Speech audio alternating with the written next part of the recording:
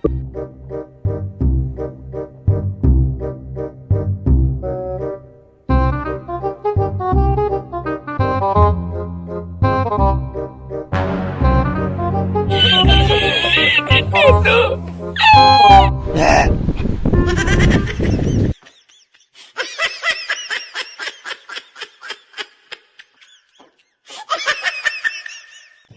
guys, magandang araw. Andito pala tayo ngayon sa beach. Naglilinis tayo sa beach dahil pagka ganitong habagat season, marami talagang basurang dumadagsa dito sa buhangin. Kaya dahil natatangay ng malalaking alon.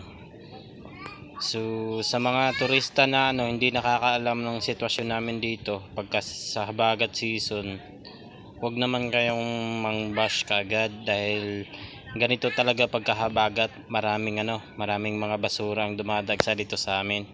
Yan, mga seaweeds na natatanggal galing sa dagat dahil sa malalaking alon. So wag naman kayong mang-bash kaagad na marumi na yung beach, ganun. Intindihin nyo naman yung sitwasyon kasi pagka amihan season naman, malinis naman yung beach namin.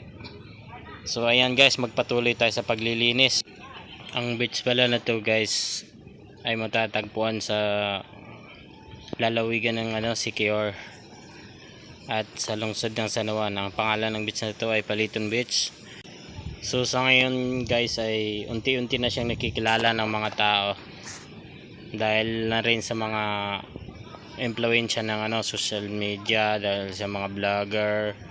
Ayan, kaya sumisikat na yung beach namin dahil marami na rin mga vlogger na nakapunta rito, binablog nila na ganun, maganda raw, malinis ang beach. So sa ngayon, yun nga, madumi nga ang beach ngayon dahil sa habagat season. So ang ginagawa na lang namin, araw-araw namin itong nililinisan para ma-maintain namin yung kalinisan ng aming beach. So hanggang dito na lang guys, maraming salamat sa panonood. Thank you.